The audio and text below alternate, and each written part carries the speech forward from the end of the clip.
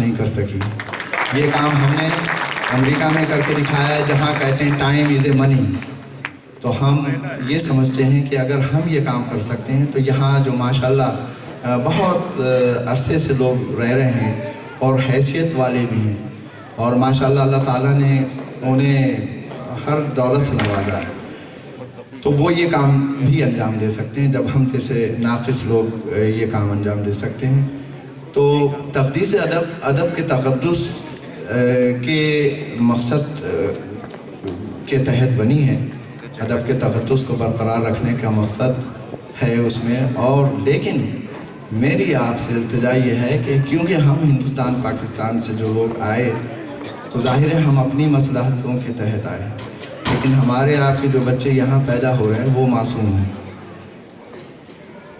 یہ جو نسل یہاں پیدا ہوئی ہے ان کو ہم ہی لوگ ایک اسٹیج بنا کے لے کے جا سکتے ہیں، کیونکہ ان کی جو اگلی جو جنریشن ہوگی ان بیچاروں کو اس بات سے کوئی آگاہ کرنے والا نہیں ہوگا کہ بھائی آپ یہ کیجئے، آپ اپنی تہذیب کو آگے لے کے چلیں، آپ کی تہذیب کیا ہے، آپ کا کلچر کیا ہے. ہم مذہب کی بات نہیں کرتے کیونکہ ہماری جو آرگنائزیشن ہے وہ literary cultural social and cultural organization ہے. تو ہم یہ چاہتے ہیں کہ ہم کبھی فرقے واریت کی بات نہیں کرتے، کبھی مذہب کی بات نہیں کرتے، ہم لٹریسی کی بات کرتے ہیں. اور لٹریسی از اے مین تھنگ. اگر تعلیم آپ کے پاس ہوگی تو آپ دنیا کی ہر کام جو ہے دنیا کا ہر کام کر سکتے ہیں، بڑے سے بڑا چھوٹے سے چھوٹا. تو ہم اس کے لیے ہم نے تقدیس ادب نے یہ پیڑا اٹھایا ہے کہ یہاں پہ جو ایک ادبی ماحول سوتا ہوا ماحول تھا اس کو جگانے کے مقصد سے. اور ہمارے اپنے جو یہاں بہت بڑی کمیونٹی ہے پورے امریکہ میں، میرے خیال سے پاکستانی تو اتنے میں نے کہیں کسی اسٹیٹ میں کسی شہر میں نہیں دیکھے جتنے یہاں ہیں، کیونکہ ہندوستان کے مسلمان اور عرب جو ہیں بہت کم ہیں. اور میں یہ سمجھتا ہوں کہ شاید آپ لوگوں میں جو ایک ایگریسونیس ہے جو پاکستانیوں میں نے دیکھا ہے، اس ایگریسونیس کا اس طرح استعمال کریں کہ یہ کام آپ کر کے دکھائیے کہ یس وی کین ڈو اٹ. کیونکہ یہ کام جو ہے بہت بڑا کام ہے اور اس کام کے بارے میں آپ ابھی تک سو رہے ہیں. دنیا کی تاریخ ہے کہ ہمیشہ وہ قومیں زندہ رہتی ہیں جو اپنی زبان، اپنا کلچر اور اپنی تہذیب زندہ رکھتی ہیں.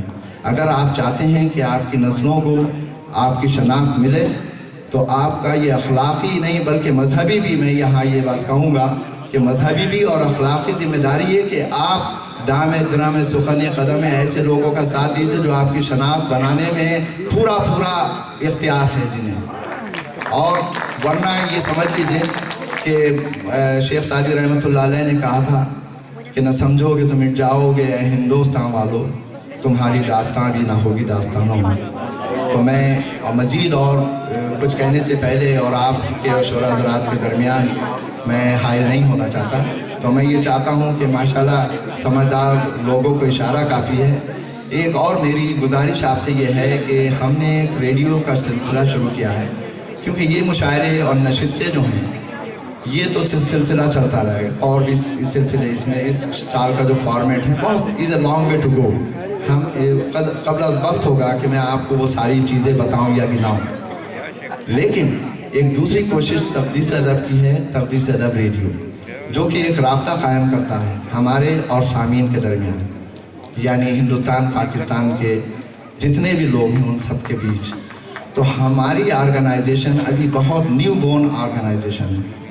ہمارے پاس اتنے پیسے نہیں ہیں.